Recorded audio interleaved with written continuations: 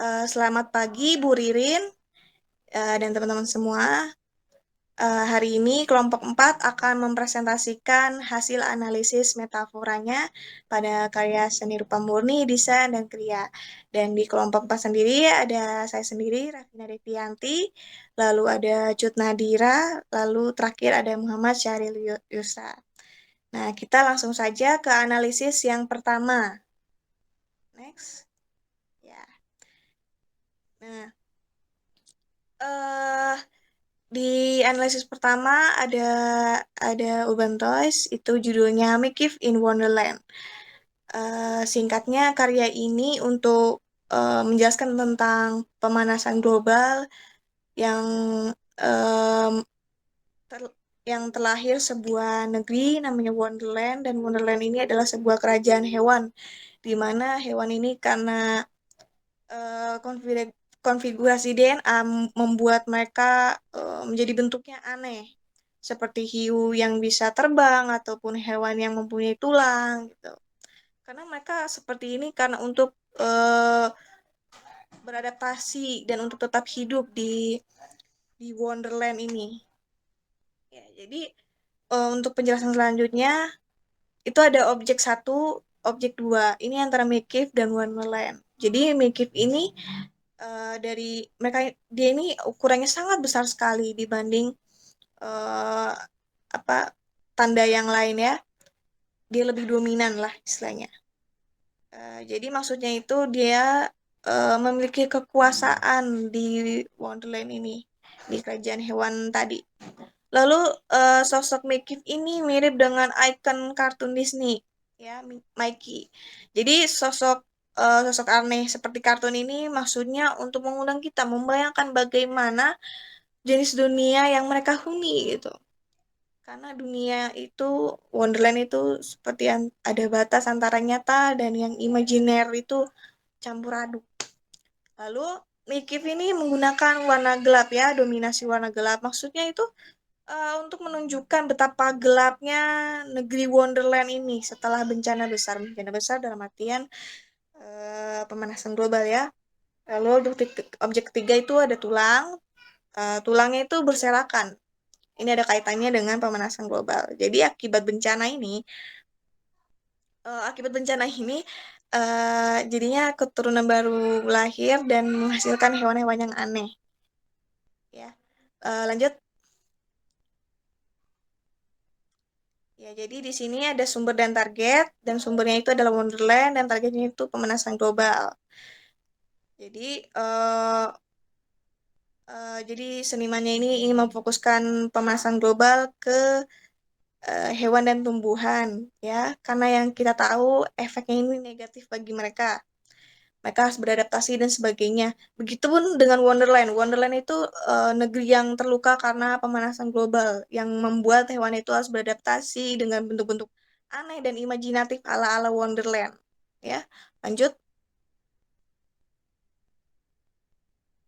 Nah, ini The Kiss. The Kiss itu sebenarnya karya seni patung yang terinspirasi dari karya sastra cinta ya, kisah cinta antara Paolo dan Francesca yang terlarang. Dan mereka terbunuh tragis oleh suaminya Francesca. Jadi objek satu ini ada pasangan dalam keadaan telanjang. Maksudnya itu untuk apa?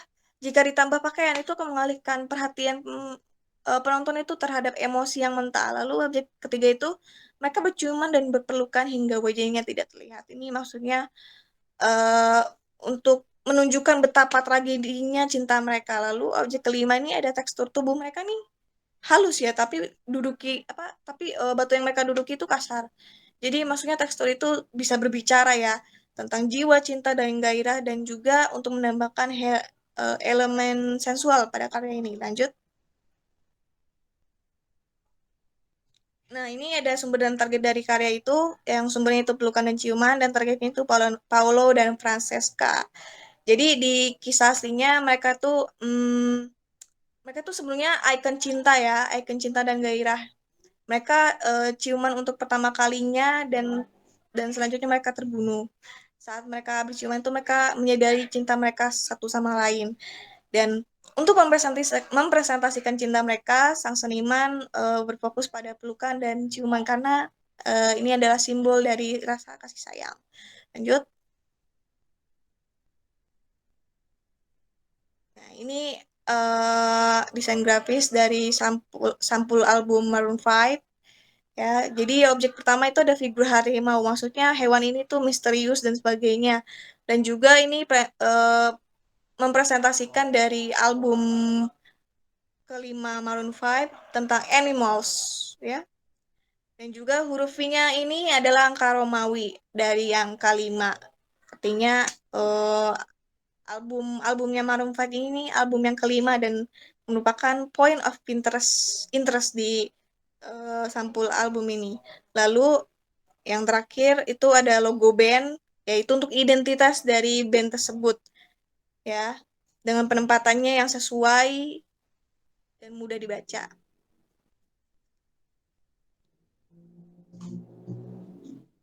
Ya, selanjutnya.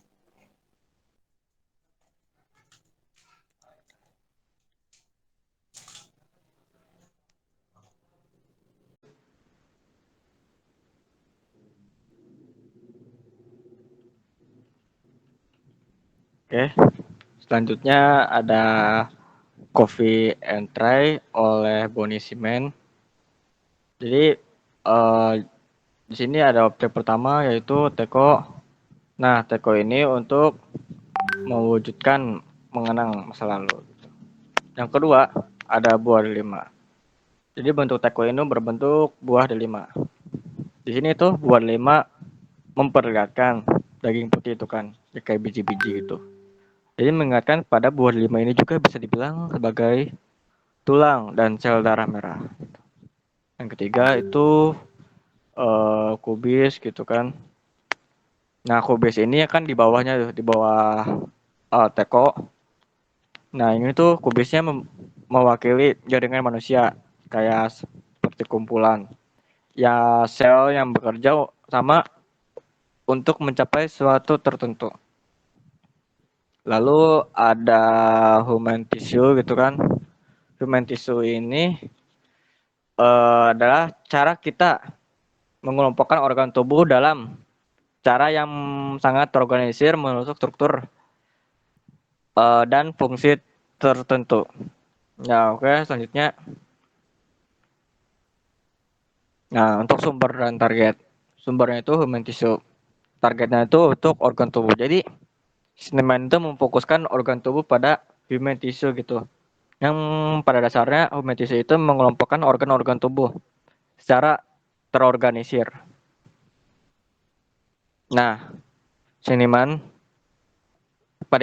pokoknya pada intinya itu seniman itu mau mengingatkan kita gitu kan, mengingatkan human tissue itu sebagai sarana susunan organ-organ pada tubuh. Ya, selanjutnya ada Seme oleh Stuart Davis. Nah, seperti yang kalian lihat itu kan karyanya itu abstrak gitu kan. Jadi pada objek satu itu warna abstrak. Nah, komposisi ini menghadirkan campuran hidup dari berbagai ukuran dan bentuk berwarna yang bertabrakan dan tumpang tindih gitu kan. Dan menciptakan penjajaran sempurna. Jadi meskipun berantakan begini, itunya itu sempurna bentuknya itu. Bukan sempurna juga, maksudnya sejajar gitu lah. Tidak meskipun tumpang tindih gitu. Lalu yang kedua ada kata ani gitu kan, eni. Ya, di objek putih gitu kan, bentuk putih. Jadi kata eni itu atau yang diartikan ke Indonesia itu setiap gitu kan. Mau itu membangkitkan kesetaraan di antara kita semua. Di antara semua elemen pada gambar gitu kan, pada bentuk-bentuk gambar.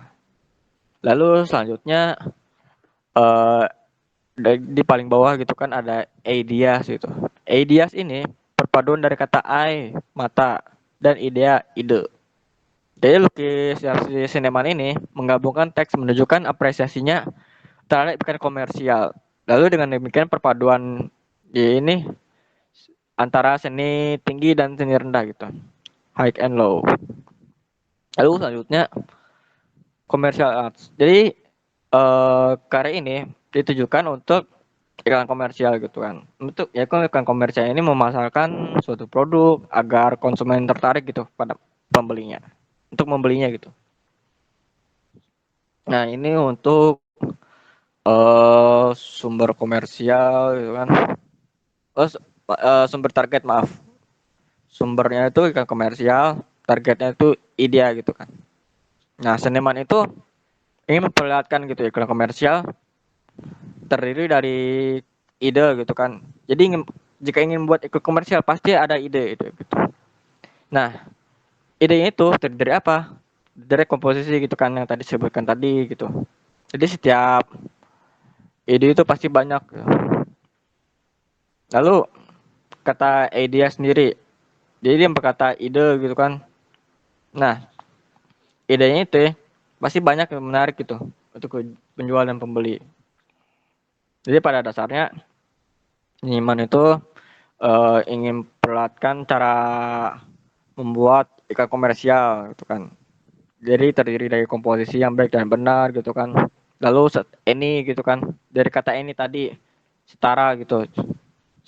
Setara pada semua elemen pada gambar berarti dimaksudkan ini dari pembelinya gitu. Jadi semua pembeli itu semua sama rata gitu. Tidak ada yang dispesialkan. Jadi pada intinya begitu. Lalu selanjutnya ada ilustrasi kehidupan oleh Craft. Pada objek satu itu kan jadi banyak sampah-sampah gitu kan digambar gitu. Itu pada objek satu sisa buangan sampah yang dari laut yang dibuang oleh manusia sendiri gitu, oleh kita sendiri. Lalu yang kedua gitu kan ada ikan jadi memakai payung gitu. Di sini payungnya itu dimaksudkan untuk melindungi ancaman dari bahaya gitu. Bahayanya itu ya sampah itu sendiri gitu yang dibuang oleh kita. Lalu objek ketiga ikan gitu kan yang ikan di sini ikan-ikan hewan laut yang membutuhkan perlindungan dari ancaman itu ya sampah itu yang dibuang oleh kita. Jadi ikan tersebut itu ya membutuhkan lindungan kita juga meskipun kita membuang sampah tersebut. Yang keempat itu ya objek ironi. Jadi Sinman itu menyindir ironi gitu kan. Yang faktanya sendiri gitu kan membuang sampah sembarangan. Sementara kita juga harus melindungi ikan tersebut gitu. Sangat ironis sekali mengungkapkan sindiran secara halus itu seniman. Sumber target. Sumbernya itu ironi gitu kan. Targetnya itu ya tadi perlindungan dari sampah gitu. Sangat ironi. Jadi seniman itu memfokuskan ya ironi manusia gitu pada pembuangan sampah sembarangan di laut yang mengancam ikan-ikan atau satwa laut harus dilindungi oleh kita. Sampah-sampah tersebut mengancam semacam kayak habitat apa ikan yang ada di laut gitu kan, ikan-ikan pada ketakutan gitu pada sampah-sampah yang kita buang gitu. Sangat ironis sekali sih itu sindiran dari seniman tersebut. Oke, selanjutnya.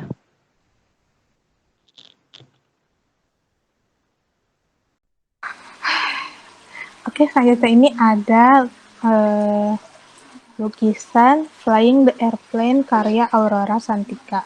Jadi untuk yang objek pertama itu ada Ara. Jadi Ara itu sosok perempuan pada lukisan gambar Diara yang sedang berjuang dari pengalaman dia pribadi saat masa kuliah ketika menjadi target bullying.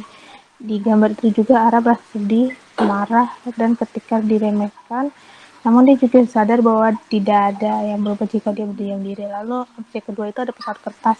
Jadi pesawat kertas itu adalah cita-cita dan pilihan hidupnya yang berada dan bergerak bebas di ruang terbuka. Next. Lalu di sini ada target dan sumber. Jadi sumbernya itu flying the airplane. Terus targetnya itu bangkit dari keterpurukan. Jadi sang seniman ingin menunjukkan bahwa dia berhasil mencatat fase penting dalam kehidupannya, yakni membuat keputusan penting terkait dengan akan menjadi apa dalam kehidupan kini dan nanti, dan bagaimana dia mendapatkan kekuatan untuk menghadapi semua itu juga tak lain dari sumber keberaniannya untuk semangat dan tidak mudah menyerah. tidak berdiam diri dan harus bertindak, karena jika ingin mengubah situasi hanya dengan cara bergerak melakukan sesuatu. Selanjutnya,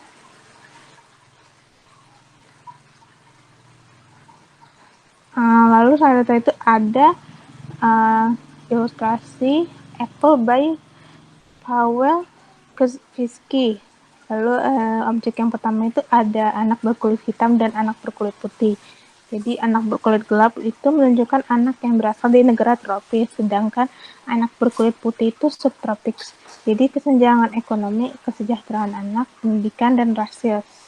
Hal ini dikarenakan permainan Scrabble yang dipegang anak perempuan berkulit putih menunjukkan pendidikan atau pembelajaran. Lalu anak ini belajar untuk membaca, sedangkan anak yang lain itu malah memakan balok yang menggambar apple. Lalu yang objek kedua itu ada objek buah apple pada permainan Scrabble dan huruf A, P, E, L pada Scrabble. Jadi terdapat perbandingan antara anak yang berkulit gelap yang memakan balok mainan dan anak yang bermain dengan balok, menunjukkan terdapat stereotip bahwa anak-anak di negara baju memiliki kesejahteraan dan pendidikan yang lebih tinggi dibanding dengan anak di negara-negara berkembang. Selanjutnya, lalu di sini ada target dan sumber. Jadi sumber itu dua anak yang berbeda, target itu kesenjangan sosial. Jadi secara statistik ini sang seniman ingin menunjukkan bahwa kelaparan membunuh lebih banyak manusia setiap tahunnya dibandingkan korban AIDS, malaria, dan TBC yang dijumlahkan. Penyebab kelaparan ini bisa bermacam-macam, dari pesklik peran saudara, kemiskinan sistematis, hingga ketidakstabilan harga pasar. Ketika kita beruntung dianugerahi karena untuk memberikan anak-anak kita mainan balok untuk belajar membaca, banyak anak-anak lain di dunia yang masih memikirkan bagaimana caranya untuk bisa makan. Banyak anak di daerah tertinggal atau bahkan perkotaan yang memilih atau terpaksa untuk tidak melanjutkan pendidikan jenjang yang lebih tinggi. Dan alasannya ironis, mereka memilih bekerja untuk mengisi perut mereka. Selanjutnya, lalu ini ada terakhir itu ada patung, blotang, atau blotak. Jadi objek yang pertama itu ada sosok manusia. Jadi sosok manusia dilengkapi dengan beberapa boneka yang dengan dahi, rambut, mata, alis, hidung, pipi, mulut, telinga, leher, dan tubuh berotot. Menuak menyebutnya sebagai model yang unik. Lalu yang kedua, ada binatang di atas kepala. Semua berontan yang diciptakan oleh benua memiliki tanda khusus. Dengan kata lain, ada binatang di kepala. Hewan ini sebagai simbol sahabat manusia di alam gaib. Hewan yang menjadi simbol umumnya adalah hewan darat dan hewan air.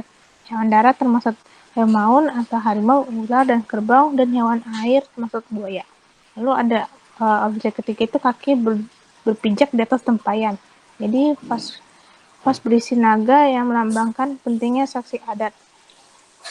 Lalu objek keempat itu adalah ukiran berbentuk naga. Jadi itu ukiran berbentuk naga itu adalah simbol kekuatan. Menurut adat Dayak, benua kuno, lambang naga memiliki arti yang sama dengan lambang rangkong berukir Dayak Kenya. Selanjutnya, lalu sini ada target dan sumber. Sumber itu patung, terus targetnya itu identifikasi kelas sosial.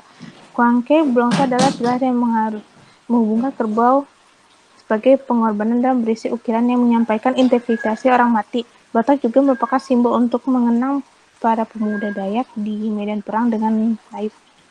Berontak berisi sistem aturan di mana setiap motif pahatan seharusnya menjelaskan peran dan perilaku leluhur. Patung-patung berontak diidentifikasi oleh kelas sosial atau kelas masyarakat benua. Ini bukan kemiripan fisik karena terlihat seperti patung berontak, namun kesamaan tersebut menjelaskan kisah hidup almarhum dan kontribusi kehidupan di dunia. Ekspresi emosi di berontak memberikan alasan kuat untuk berperan dalam apakah seorang menjadi bagian dari masyarakat di Munawak atau tidak. Berontakun harus terbuat dari kayu, urin, patung memberikan simbol kekuatan untuk jiwa orang yang mati. Next. Oke, sekian dari presentasi kami. Jika ada salah kata, mohon maaf. Wassalamualaikum warahmatullahi wabarakatuh.